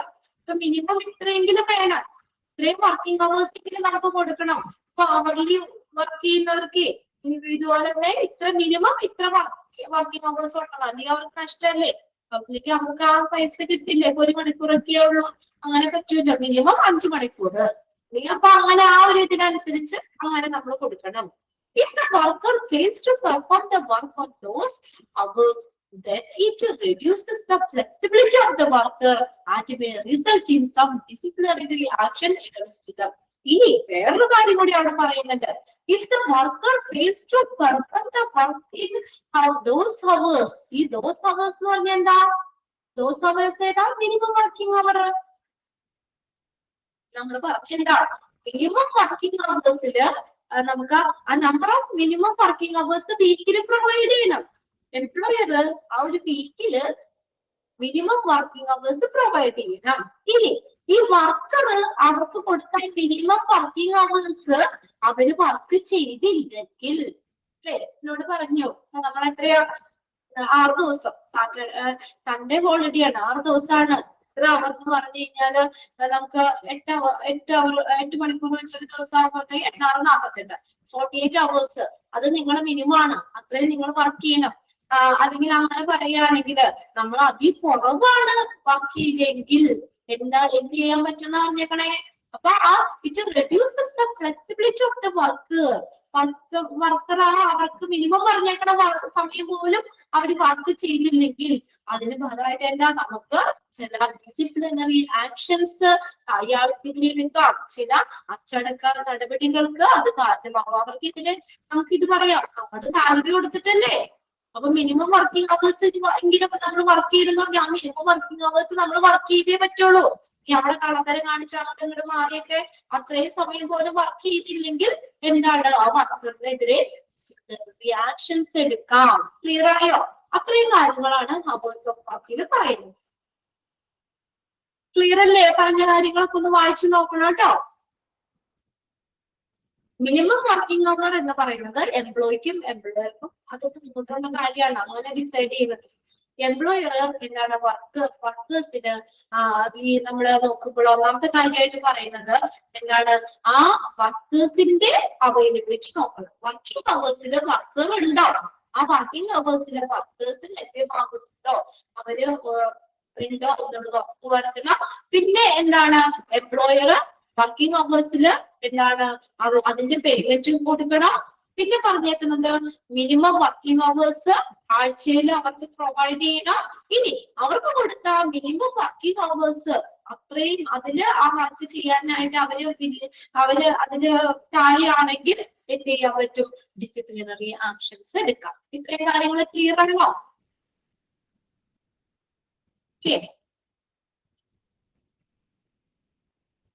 അതായത് 3 സെന്റൻസ് അണ്ടർലൈൻ ചെയ്തിട്ടുള്ളത് കേട്ടോ. ഒന്നാമത്തത് എല്ലാവരും ഹൈലൈറ്റ് ചെയ്യും. ഈ സെന്റൻസ് അണ്ടർലൈൻ ചെയ്യണം. പിന്നെ അടുത്തത് എംപ്ലോയർ വിൽ ഹാവ് എന്നുള്ളത് ആ സെന്റൻസ് അണ്ടർലൈൻ ചെയ്യണം. പിന്നെ അടുത്തത് വർക്കർ ഫെയിൽ എന്നുള്ളത് കേട്ടോ, ഡിസിപ്ലിനറി ആക്ഷൻ എടുക്കാറുള്ളത് സെന്റൻസ് കൂടി അണ്ടർലൈൻ ചെയ്തിട്ടുണ്ട്. ഓക്കെ, അടുത്തതിലേക്ക് പോകാം നമുക്ക്. ലെങ്ത് ഓഫ് കോൺട്രാക്ട് ആണ് അടുത്തത്. ഇനി ആ കരാറിന്റെ ലെങ്ത് നീളം 3 സെന്റൻസ് അണ്ടർലൈൻ ചെയ്തില്ല. അത് മിനിമം വർക്കിംഗ് അവേഴ്സ് പ്രൊവൈഡ് ചെയ്യണം. Okay, length of contract. Many employment contracts are based on at-will concept. At-will concept എന്ന് പറഞ്ഞാൽ എന്താണ് at-will concept? അതായത് ഇഷ്ടമുള്ള സമയം വരെ നിൽക്കാം. അങ്ങനെയാണ് നമ്മള് ഒരു ജോലി സ്ഥലത്ത് കയറുമ്പോൾ 1 വർഷം 2 വർഷം 3 വർഷം നിൽക്കാന്നല്ല. മിക്ക എംപ്ലോയ്മെന്റ് കോൺട്രാക്റ്റുകളും എന്താണ് കോൺട്രാക്റ്റുകൾ ഇതിനെ ബേസ് ചെയ്തിട്ടാണ് at-will concept. അണ്ടർലൈൻ ചെയ്തിട്ടേ at-will concept. It means that there is no fixed time limit for the employment. Employment in a correct time flow fixed time limit illa. It means that there is no fixed time limit for the employment. At-will concept എന്ന് പറഞ്ഞാൽ എന്താ ഉദ്ദേശിക്കുന്നത്? അവിടെ fixed time limit ഇല്ല. എംപ്ലോയ്മെന്റിന് തൊഴിലിന് fixed time limit ഇല്ല. മനസ്സിലായോ? ഇത്ര വർഷം അല്ലെങ്കിൽ 1 വർഷം എവിടെ നിൽക്കാൻ പറ്റുള്ളൂ, 2 വർഷമേ ഉള്ളൂ, 3 വർഷമേ ഉള്ളൂ, അങ്ങനെ ഇല്ല. ഇഷ്ടമുള്ള അത്രയും നമുക്ക് നിൽക്കാം. അതാണ് at-will concept. രണ്ടും അണ്ടർലൈൻ ചെയ്തത്. Means that there is no fixed time limit for employment. Underline ചെയ്തില്ലേ? 2 സെന്റൻസും അണ്ടർലൈൻ ചെയ്യാം. It will allow both the employer and the employee to decide the time on which the contract gets terminated. അതെന്താ അങ്ങനെ? അതെന്താ അനുവദിക്കുന്നു? എംപ്ലോയറിനും എംപ്ലോയിക്കും decide ചെയ്യാം the time on which the contract gets terminated. ആ contract അവസാനിപ്പിക്കുന്നത് എന്ന് വരെ നിൽക്കണം. ഇന്ന ദിവസം ഒന്ന് കൃത്യമായിട്ട് പറയണ്ട, അത് ഇത്ര വർഷം കൃത്യമായിട്ട് പറയുന്നില്ല. അപ്പൊ അതുകൊണ്ട് എംപ്ലോയറിനും എംപ്ലോയിക്കും എന്ത് ചെയ്യുന്നു? ഈ നമുക്ക് ആ എംപ്ലോയറിനെയും എംപ്ലോയിനെയും അനുവദിക്കുന്നു. ഇഷ്ടമുള്ള സമയത്ത് നമുക്ക് അത് ജോലി ടെർമിനേറ്റ് ചെയ്യാൻ. മറ്റൊരു വിധത്തിൽ പറയുകയാണെങ്കിലോ, other situation in which the employment contract may apply. വേറൊരു സിറ്റുവേഷൻ ഉണ്ട്. The employee may be contracted only for limited time period. ഇനി കുറച്ച് ടൈം പീരീഡിലേക്ക് എംപ്ലോയ്മെന്റ് കോൺട്രാക്ട് ചെയ്യുന്നുണ്ട്. അത് നോക്കിയേ, this is common in project driven jobs. അതൊന്നാണ് ചെയ്തേ. പ്രൊജക്ട് ഡ്രൈവൺ കോഴ്സില് എന്താണ് അവിടെ നമ്മള് ലിമിറ്റഡ് ടൈം പീരീഡ് പറയുന്നത്. അതായത് ഒരു പ്രൊജക്റ്റ് ആണ്, ഇത്ര 6 മാസം ഒരു പ്രൊജക്ട്, അതിന്റെ അത്രേ ഉള്ളത്. ആ പ്രൊജക്ട് ഡ്രൈവൺ ജോബ്സില് എന്താണ് ലിമിറ്റഡ് ടൈം പീരീഡ് പറയുന്നുണ്ട്. ക്ലിയർ ആയോ? പ്രൊജക്ട് ഡ്രൈവൺ ജോബ്സില് എന്ത് പറയുന്നുണ്ട്? ടൈം ലിമിറ്റ് അവിടെ പറയുന്നുണ്ട്. Sometimes employees are hired for a longer duration. ഇനി ചിലപ്പോ എംപ്ലോയിനെ നമ്മൾ കുറച്ച് ദീർഘനാള് അല്ലെങ്കിൽ കുറെ വർഷങ്ങൾ അങ്ങനെയുള്ള ലോങ്ങർ ഡ്യൂറേഷൻ ജോബിന് ഹയർ ചെയ്യാം. For a period 12 years or for more years. 2 വർഷമോ അല്ലെങ്കിൽ അതിൽ കൂടുതലോ അങ്ങനെ വേണമെങ്കിലും എന്ത് ചെയ്യുന്നുണ്ട്? ലോങ്ങർ ഡ്യൂറേഷൻ ഹയർ ചെയ്യുന്നുണ്ട്. If the employee opted to resign the job even though he is in contract, then it may be subjected to some civil law action against the employee. അപ്പൊ നമ്മൾ പറഞ്ഞല്ലോ, അപ്പൊ അങ്ങനെ ആദ്യത്തെ നമ്മൾ ഒന്നാമത്തെ പറഞ്ഞത് നമ്മൾ at-will concept ആണ്. അതായത് നമുക്ക് അവിടെ ടൈം ലിമിറ്റ് ഇല്ല എന്ന് പറഞ്ഞു. ഇത്ര വർഷം എന്നുള്ളത് എംപ്ലോയ്മെന്റിന് ടൈം ലിമിറ്റ് ഇല്ല. എന്നാൽ പ്രൊജക്റ്റഡ് ഡ്രൈവൺ ജോബ്സിൽ ഒരു ലിമിറ്റഡ് ടൈം പീരീഡ് അവർ പറയുന്നുണ്ട്. അപ്പൊ അത്ര കോൺട്രാക്ട് അങ്ങനെയാണ്. 6 മാസം, 3 മാസം, 8 മാസം അങ്ങനെയുള്ളത് ഒരു ലിമിറ്റ് പറയുന്നുണ്ട്. ഇനി ചിലർക്ക് എങ്ങനെ എംപ്ലോയീസിനെ ഹയർ ചെയ്യുന്നത് ലോങ്ങർ ഡ്യൂറേഷനിലേക്ക് ആയിരിക്കും. ചിലപ്പോ ഒരു 2 വർഷമോ ചിലപ്പോ 3 വർഷമോ 4 വർഷമോ അതിൽ കൂടുതലോ വർഷങ്ങളോ അങ്ങനെയാകും. അപ്പൊ അവര് റിസൈൻ ചെയ്യാണ്. ഇപ്പൊ 5 വർഷം നിൽക്കാന്നുള്ളതാണ്, 2 വർഷം നിൽക്കാന്നാണെങ്കിൽ ആ ഒരു കോൺട്രാക്ട് പറഞ്ഞതിന് മുന്നേ നമ്മൾ ആ ജോലി റിസൈൻ ചെയ്യുകയാണെങ്കിൽ എന്ത് എടുക്കാം? സിവിൽ ലോ ആക്ഷൻ എംപ്ലോയിക്കെതിരെ സിവിൽ ആക്ഷൻ എടുക്കാൻ പറ്റും. സിവിൽ ലോ ആക്ഷൻ എടുക്കാൻ പറ്റും. ക്ലിയർ ആയോ പറയണത്? ആ സെന്റൻസ് അണ്ടർലൈൻ ചെയ്യണം കേട്ടോ. നമ്മൾ ആ കോൺട്രാക്ട് പറഞ്ഞേക്കുന്ന സമയം അതിന് മുന്നേ നമ്മൾ റിസൈൻ ചെയ്യുകയാണെങ്കിൽ എന്ത് ചെയ്യാൻ പറ്റും? എംപ്ലോയിക്കെതിരെ സിവിൽ ലോ ആക്ഷൻസ് എടുക്കാൻ പറ്റും. ക്ലിയർ അല്ലേ അത്? അടുത്ത നോക്കാം. ഹോളിഡേയ്സ് ആൻഡ് സിക്ക് ലീവ്സ്. ഓക്കെ ആണോ? അത് ലെങ്ത് ഓഫ് കോൺട്രാക്ട് മനസ്സിലായില്ലേ? ആക്ച്വലി കോൺസെപ്റ്റ് എന്ന് പറഞ്ഞാൽ എന്താണ്? There is no fixed time limit for the employment. Time limit ഇല്ല. നമ്മുടെ ഇഷ്ടമുള്ളതാണ് നമുക്ക് നിൽക്കാം, അങ്ങനെയാണ്. എന്നാൽ പ്രൊജക്റ്റഡ് ഡ്രൈവൺ ജോബ്സിൽ അതിനൊരു ചെറിയൊരു ടൈം ലിമിറ്റ് അവിടെ ടൈം പീരീഡ് പറയുന്നുണ്ട്. എന്നാൽ ചില ഓർഗനൈസേഷൻസ് എംപ്ലോയീസിനെ ലോങ്ങർ ഡ്യൂറേഷനിലേക്ക് ഹയർ ചെയ്യുന്നുണ്ട്. 2 വർഷമോ അതിൽ കൂടുതലോ 3 or 4 വർഷമൊക്കെ ഉണ്ട്. അപ്പൊ അവര് അതൊക്കെ കോൺട്രാക്ട് 4 വർഷം 4 വർഷം. ഇനി അതിന് മുന്നേ അവര് റിസൈൻ ചെയ്യുകയാണെങ്കിൽ എംപ്ലോയി റിസൈൻ ചെയ്യുകയാണെങ്കിൽ ആ കോൺട്രാക്ട് തീർന്നിട്ടില്ലല്ലോ. അപ്പോൾ എന്താണ്? ആ എംപ്ലോയിക്കെതിരെ സിവിൽ ലോ ആക്ഷൻസ് എടുക്കാം. ഇനി 4ാമത്തെയാണ് ഹോളിഡേയ്സ് ആൻഡ് സിക്ക് leaves. Holidays and sick leaves. The contract of employment, ഹോളിഡേകളും സിക്ക് ലീവ്സ് എന്ന് പറഞ്ഞാൽ അസുഖാവധികളില്ലേ, അസുഖാവധികളൊക്കെ. The contract of employment also specifies the company's holidays and sick leave policy. പിന്നെ ഈ എംപ്ലോയ്മെന്റ് കോൺട്രാക്റ്റിൽ എന്ത് പറയണം? ഹോളിഡേകൾ എത്ര വന്നെങ്കിൽ എഴുതണം, അത് കോൺട്രാക്റ്റിൽ പറയണം. സിക്ക് ലീവ്സ് അസുഖ അവധികൾ എത്ര എടുക്കാന്നുള്ളത് പറയണം, അത് കോൺട്രാക്റ്റിൽ ഉൾപ്പെടുത്തണം. ഹോളിഡേ നമ്മൾ വിചാരിക്കാവുന്ന ഹോളിഡേ ആണ്, പക്ഷെ ചിലപ്പോ ഹോളിഡേ അല്ലെങ്കിലോ, അതായത് ഹോളിഡേയ്സ് എത്രയുണ്ട്, ആ കമ്പനി കൊടുക്കുന്ന ഹോളിഡേയ്സ് ഏതൊക്കെയാണെന്ന് കറക്റ്റ് ആയിട്ട് എംപ്ലോയ്മെന്റ് കോൺട്രാക്റ്റില് ഉൾപ്പെടുത്തണം. ഹോളിഡേയ്സ് ആൻഡ് സിക്ക് ലീവ് അസുഖ അവധികൾ. The contract of employment also specifies the company's holidays and sick leave policy. Underline ചെയ്തോട്ടെ.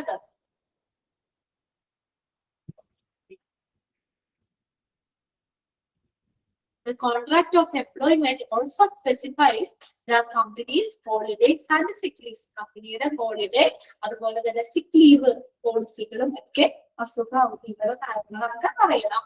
Paid holidays. പെയ്ഡ് ഹോളിഡേ എന്ന് പറഞ്ഞാൽ എന്താ? പെയ്ഡ് ഹോളിഡേ എന്താ? പെയ്ഡ് ഹോളിഡേ എന്ന് പറഞ്ഞാൽ ശമ്പളത്തോടു കൂടിയുള്ള അവധി.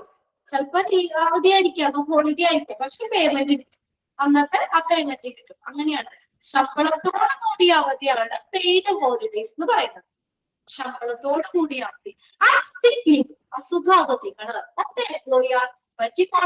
ലൊക്കേഷൻ ആ എംപ്ലോയി താമസിക്കുന്ന ആ സിറ്റുവേഷൻ ആ ലൊക്കേഷനെ ഡിപ്പെൻഡ് ചെയ്തിരിക്കും പെയ്ഡ് ഹോളിഡേസും സിക്ക് ലീവ്സ്. എന്ന് വെച്ചാൽ ഇപ്പൊ ഒരു കമ്പനി, ഇപ്പൊ ആ ഒരു കമ്പനി വർക്ക് ചെയ്യുന്ന അതിന്റെ ചുറ്റുപാടും അവിടെ താമസിക്കുന്നവർക്ക് ചിലപ്പോ ആ കമ്പനിയിൽ നിന്നുള്ള ചിലപ്പോ പൊടിയോ അല്ലെങ്കിൽ അങ്ങനെയുള്ള എന്തെങ്കിലും ഒക്കെ ആയിട്ട് ചിലപ്പോ അവിടുത്തെ എംപ്ലോയീസിന് അസുഖം വരികയാണെങ്കിൽ കമ്പനി എന്ത് ചെയ്യണം? അല്ലെ, ആ കമ്പനിയുമായിട്ട് ചുറ്റിപ്പറ്റിയാണ് അയാൾക്ക് അസുഖങ്ങൾ വന്നത്. അപ്പൊ എന്ത് ചെയ്യണം? ആ ശമ്പളത്തോടു കൂടി അവധി അവർക്ക് സിക്ക് ലീവുകളായിട്ട് ലഭിക്കണം. ശമ്പളത്തോടു കൂടിയായിരിക്കും. അതായത് ലീവ് എടുക്കുമ്പോ ആ സാലറി കമ്പനി തന്നെ കൊടുക്കേണ്ടി വരും. അതാണ് അവർക്കുടെ ആ depending on the location employee താമസിക്കുന്ന ആ ലൊക്കേഷനെ ഡിപ്പെൻഡ് ചെയ്തിരിക്കും പെയ്ഡ് ഹോളിഡേ ആൻഡ് സിക്ക് ലീവ്സ്. ഒന്ന് അണ്ടർലൈൻ ചെയ്തോട്ടെ. Paid holidays and the sick leaves of the employees are depending on. Depend on location where the employee lives. Employee താമസിക്കുന്ന ആ ലൊക്കേഷനെ base ചെയ്തിരിക്കും. The employer is free to increase the employee leave. The employer free ആയിട്ട് എംപ്ലോയിയുടെ leave വർദ്ധിപ്പിക്കാം. Then the employer can do this if the wants. ആവശ്യമാണെങ്കിൽ വേണമെങ്കിൽ എംപ്ലോയിക്ക് അങ്ങനെ എംപ്ലോയറിന് ചെയ്യാൻ പറ്റും. The procedure for requesting holidays and sick leaves should be also mentioned in the employment contract. ആ procedure holidays for requesting holidays and sick leaves അത് എത്ര എണ്ണം request ചെയ്യാം എന്നുള്ളതും എംപ്ലോയ്മെന്റ് കോൺട്രാക്റ്റില് അതിന്റെ നടപടിക്രമങ്ങളും പറഞ്ഞിരിക്കണം. അതുകൂടി അണ്ടർലൈൻ ചെയ്തോ.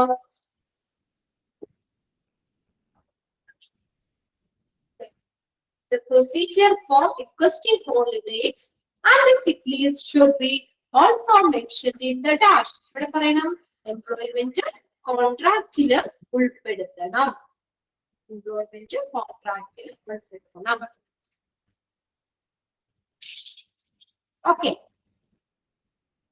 എംപ്ലോയ്മെന്റ് കോൺട്രാക്റ്റിൽ ഉൾപ്പെടുത്തണം. ഇനി നെക്സ്റ്റ് അഞ്ചാമത്തെയാണ് termination of the employment. Termination ഏതൊക്കെ എംപ്ലോയ്മെന്റ് കോൺട്രാക്റ്റിൽ നമ്മൾ ഉൾപ്പെടുത്തട്ടെ? നമ്മൾ പറഞ്ഞെടുക്കാം. ശമ്പളം പറയണം, ശമ്പള നിരക്ക് റേറ്റ് ഓഫ് പേ പറയണം, എത്ര വർക്കിംഗ് അവേഴ്സ് ഉണ്ടെന്നുള്ളത് പറയണം, എത്ര നാള് ലെങ്ത് ഓഫ് കോൺട്രാക്ട് പറയണം, ഹോളിഡേ സിക്ക് ലീവ്സ് പറയണം. ഇനി ടെർമിനേഷൻ ആണ്. ടെർമിനേഷൻ പറഞ്ഞാൽ ടെർമിനേഷൻ ഓഫ് എംപ്ലോയ്മെന്റ് എന്ന് പറഞ്ഞാൽ എംപ്ലോയ്മെന്റ് അവസാനിപ്പിക്കുക, ജോലി അവസാനിപ്പിക്കുന്നത്, ടെർമിനേറ്റ് ചെയ്യുക. The termination of the employment should be also detailed in the employment contract. എന്ന് വരെയാണ് അല്ലെങ്കിൽ എന്ന് വരെയാണ് ആ ജോലി നിൽക്കേണ്ടത്. അത് ആ ഒരു ടെർമിനേഷൻ പീരീഡ് അത് അവസാനിപ്പിക്കേണ്ട അത് എന്താണ് എംപ്ലോയ്മെന്റ് കോൺട്രാക്റ്റിൽ പറയണം. അതൊന്നാമത്തെ സെന്റൻസ് ആണ് ചെയ്യുക. The termination of the employment should also be detailed in the employment contract. The contract must be include the information about how to terminate. ഈ കോൺട്രാക്റ്റിൽ എന്തുകൂടി ഉൾപ്പെടുത്തണം? എങ്ങനെ ടെർമിനേറ്റ് ചെയ്യണം, ടെർമിനേറ്റ് ചെയ്യുന്നതിനെ കുറിച്ചുള്ള വിവരങ്ങൾ കോൺട്രാക്റ്റിൽ ഉൾപ്പെടുത്തണം. അത് അണ്ടർലൈൻ ചെയ്തോ. ടെർമിനേറ്റ് ചെയ്യുന്നതിനെ കുറിച്ചുള്ള വിവരങ്ങൾ കോൺട്രാക്റ്റിൽ ഉൾപ്പെടുത്തണം. ടെർമിനേറ്റ് ചെയ്തതിനെ കുറിച്ചുള്ള വിവരങ്ങൾ കോൺട്രാക്റ്റിൽ ഉൾപ്പെടുത്തണം. These rules will tell employee how much notice an employee should give to this employer, as well as some other factors such as restriction on the type of work after leaving the job. These rules will tell the employee how much notice an employee should give to his employer, as well as some other factors. Restrictions on the type of work after leaving the job. ഇപ്പൊ ഞാൻ ഈ ജോലിയിൽ ഇവിടെ നിൽക്കുകയാണ്, ഞാൻ പെട്ടെന്ന് ഒരു ദിവസം ഞാൻ ഇവിടെ നിന്ന് ടെർമിനേറ്റ് ചെയ്ത് പോവുക, അപ്പൊ വേറെ സ്ഥലത്തേക്ക് പോവുകയാണെങ്കിൽ ഇവിടെ കുറച്ച് റെസ്ട്രിക്ഷൻ പറയാ അവര് കണ്ടോ.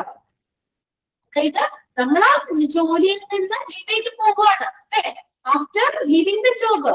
ആ ഞാൻ ഇവിടുന്ന് പോകുമ്പോൾ എന്താണ് എന്നോട് ഇവിടെ ഒരു കുറച്ച് ഈ ഒരു സ്ഥാപനം എന്ത് ചെയ്യുന്നു, കുറച്ച് റെസ്ട്രിക്ഷൻസ് ഒരു നിർദ്ദേശം നമ്മളോട് പറയും, നിയന്ത്രണങ്ങൾ എനിക്ക് പറയും. എന്താ, ഇനി organisation will get employee to sine A document. ഇവരെന്നെ കൊണ്ട് ചിലപ്പോ എന്താണ് ഡോക്യുമെന്റിൽ സൈൻ ചെയ്യിക്കും. എന്താണെന്നറിയോ, which restrict the employee to work with any competitor immediately after leaving the job. അതായത് ഇവിടുന്ന് ജോലി വിട്ടു പോയ ഇതേ സ്ഥാപനം, ഇതേപോലെ നമ്മുടെ കോമ്പറ്റീറ്റർ ഇല്ലേ, ഇതേപോലെ എഡ്യൂക്കേഷൻ കൊടുക്കുന്ന വേറെ സ്ഥാപനം, അവിടെ ഞാൻ പെട്ടെന്ന് പോയി ജോലിക്ക് കയറരുത് എന്നുള്ള ഒരു റെസ്ട്രിക്ഷൻ ഇവിടുന്ന് അവര് പറയും. എന്തുകൊണ്ട് അങ്ങനെ പറയണേ? അങ്ങനെയുള്ള ഒരു ഡോക്യുമെന്റിൽ ചിലപ്പോൾ സൈൻ ചെയ്യിക്കും എംപ്ലോയിനെ കൊണ്ട്. Many organization will get employee to sign the document. ഡോക്യുമെന്റിൽ ചിലപ്പോൾ സൈൻ ചെയ്യിക്കും. വിച്ച് റെസ്ട്രിക്ട്, നമുക്കൊരു നിയന്ത്രണമാണത്, റെസ്ട്രിക്ഷൻ ആണ്. Employee to work with any competitor, നമ്മുടെ കോമ്പറ്റീറ്റർ ആരാണോ, നമ്മളെ പോലെ തന്നെ ഇത് കൊടുക്കുന്ന വേറെ സ്ഥാപനം, അവിടെ പെട്ടെന്ന് നമ്മൾ ഇവിടുന്ന് ജോലിയിൽ നിന്ന് ഞാൻ പോയതിനു ശേഷം അവിടെ വേഗം ജോയിൻ ചെയ്യരുതെന്ന് പറയും. എന്തുകൊണ്ടാ? എന്താ, നമ്മുടെ ഇവിടത്തെ സീക്രട്ട് കാര്യങ്ങൾ പെട്ടെന്ന് ഞാൻ അവിടെ ചെന്ന് പറഞ്ഞു കൊടുത്തു കഴിഞ്ഞാൽ ഇവിടെ ഒരു ഇതാവില്ലേ, അല്ലെ, ഇവിടെ നഷ്ടം വരില്ലേ, ഏതെങ്കിലും നമുക്കൊരു ഈ ഒരു സ്ഥാപനത്തിനൊരു ഡിമാവില്ലേ. അതുകൊണ്ട് this help in protecting the trade secret of the company. അപ്പൊ അങ്ങനെ എന്താണ്, ആ കമ്പനിയുടെ ട്രേഡ് സീക്രട്ട് പ്രൊട്ടക്ട് ചെയ്യാൻ വേണ്ടി അണ്ടർലൈൻ ചെയ്തത് കമ്പനിയുടെ ട്രേഡ് സീക്രട്ട്. ഇപ്പൊ എനിക്കറിയാമല്ലോ, ഞാനിവിടെ വർഷങ്ങളായി ചെയ്തത് എങ്ങനെയൊക്കെയാണ് ചെയ്യുന്ന ഓരോ കാര്യങ്ങൾ എങ്ങനെയാണ് മാനേജ് ചെയ്യുന്നത്, അല്ലെങ്കിൽ എങ്ങനെയാണ് ഇവിടുത്തെ ട്രേഡ് സീക്രട്ട് എനിക്കറിയാം. അപ്പൊ ഞാൻ ഇവിടുന്ന് വേറെ സ്ഥലത്ത് വേറെ പോയി കഴിയുമ്പോൾ വേറെ കമ്പനിയിൽ ഇവർക്കുള്ള കോമ്പറ്റീറ്റേഴ്സ് ആയിട്ടുള്ള വേറെ സ്ഥാപനത്തിൽ ഞാൻ ചെന്ന് കഴിഞ്ഞാൽ ഇവിടുത്തെ സീക്രട്ട് ഞാൻ അവിടെ പറഞ്ഞു കൊടുത്താലോ ഇവിടെ ഒരു ഇതാവല്ലേ? മനസ്സിലാവല്ലേ പറയണത് എനിക്ക്? അപ്പൊ എന്തിനാ നമ്മൾ അങ്ങനെ അവരെ പെട്ടെന്ന് നമ്മൾ ടെർമിനേറ്റ് ചെയ്ത് പോകുമ്പോൾ കോൺട്രാക്ടിന്റെ അല്ലെങ്കിൽ ഇതിനകത്ത് അവർ പെട്ടെന്ന് ഇവിടുന്ന് ജോലിയിൽ നിന്ന് വിട്ടു പോകുമ്പോൾ ഈ സ്ഥാപനം എന്ത് ചെയ്യുന്നു, കുറച്ച് റെസ്ട്രിക്ഷൻ പറയും. അതായത് ഡോക്യുമെന്റ്സിനൊക്കെ ചിലപ്പോൾ വേണമെങ്കിൽ സൈൻ ചെയ്യിക്കും. എന്താണ് അത്? എന്തിനു വേണ്ടിയോ? ഇവരുടെ സീക്രട്ട്, ട്രേഡ് സീക്രട്ട് പ്രൊട്ടക്ട് ചെയ്യുന്നതിന് വേണ്ടിയിട്ട്, കമ്പനിയുടെ ട്രേഡ് സീക്രട്ട് പ്രൊട്ടക്ട് ചെയ്യുന്നതിന് വേണ്ടി. അതൊന്ന് അണ്ടർലൈൻ ചെയ്തോട്ടെ ആ സെന്റൻസ്. ഓർഗനൈസേഷൻ ഇതിനു വേണ്ടിയാണ് ട്രേഡ് സീക്രട്ട് പ്രൊട്ടക്ട് ചെയ്യുന്നതിന് വേണ്ടിയിട്ട്. പിന്നെ അതുപോലെ തന്നെ ഫസ്റ്റ് സെന്റൻസും അണ്ടർലൈൻ ചെയ്യണം കേട്ടോ. ഒന്നാമത്തെ സെന്റൻസും അതിൽ അണ്ടർലൈൻ ചെയ്തിട്ടുണ്ട്. ഒന്നാമത്തെ സെന്റൻസും അണ്ടർലൈൻ ചെയ്തിട്ടാ. അതായത് നമുക്ക് എന്തൊക്കെ ജോലി ഇനി ചെയ്യാൻ പറ്റും, അതിനൊരു റെസ്ട്രിക്ഷൻ, ഒരു നിയന്ത്രണം കൊണ്ടുവരാൻ ആ കമ്പനിക്ക് പറ്റും. ഉണ്ടോ? അവകാശമുണ്ട്. അവരുടെ ബിസിനസ് സീക്രട്ട് പ്രൊട്ടക്ട് ചെയ്യുന്നതിന് വേണ്ടിയിട്ടാണ് അങ്ങനെ ചെയ്യുന്നത്. അല്ലെങ്കിൽ ഞാൻ ജോലി ഇവിടുത്തെ വിട്ടു കഴിഞ്ഞാൽ പെട്ടെന്ന് തന്നെ വേറെ സ്ഥലത്ത് ഇവരുടെ കോമ്പറ്റീറ്റീവ്സ് ആയിട്ടുള്ള അതേപോലെ ഒരു എഡ്യൂക്കേഷൻ ഹബിൽ പോയി ഞാൻ ഇങ്ങനെയുള്ള കാര്യങ്ങളൊക്കെ ചെയ്തു കൊടുത്തു കഴിഞ്ഞാൽ ഇവിടുത്തെ സീക്രട്ട് എനിക്കറിയാം. അപ്പൊ ഞാനത് അവിടേക്ക് പറഞ്ഞു കൊടുത്താൽ ഇവിടെ അത് നമുക്ക് മോശമാവും. ഇവിടുത്തെ ഒരു ഇത് മത്സരിക്കുന്നവരല്ലേ, ചിലപ്പോ ഇവരെക്കാളും കൂടുതൽ അവര് കയറി പോകും, അങ്ങനെയൊക്കെ വരാം. അപ്പോൾ അതിന് നമ്മളിങ്ങനെ പെട്ടെന്ന് ടെർമിനേറ്റ് ചെയ്ത് പോകുമ്പോൾ ആ കമ്പനി എന്ത് ചെയ്യുന്നു, അവിടെ ഒരു റെസ്ട്രിക്ഷൻ, ഇനി നമുക്ക് ഇങ്ങനെയുള്ള സ്ഥലത്ത് പെട്ടെന്ന് ജോലി പോകാറില്ല, അല്ലെ അങ്ങനെയൊക്കെ ഉള്ള ചിലപ്പോൾ റെസ്ട്രിക്ഷൻസ് കൊണ്ടുവരും. അത് അവരുടെ ട്രേഡ് സീക്രട്ട് പ്രൊട്ടക്ട് ചെയ്യാനാണ്. ഇത്രയും കാര്യങ്ങൾ നിങ്ങളത് വായിച്ചു വെക്കണം കേട്ടോ. ഇതെല്ലാം ഒരു എംപ്ലോയ്മെന്റ് കോൺട്രാക്റ്റില് ഇൻക്ലൂഡ് ചെയ്യണതാണ്. ഓക്കെ അല്ലേ? നമുക്ക് ബാക്കി നെക്സ്റ്റ് ക്ലാസ്സിൽ നോക്കാം. Thank you. നെക്സ്റ്റ് ക്ലാസ്സിൽ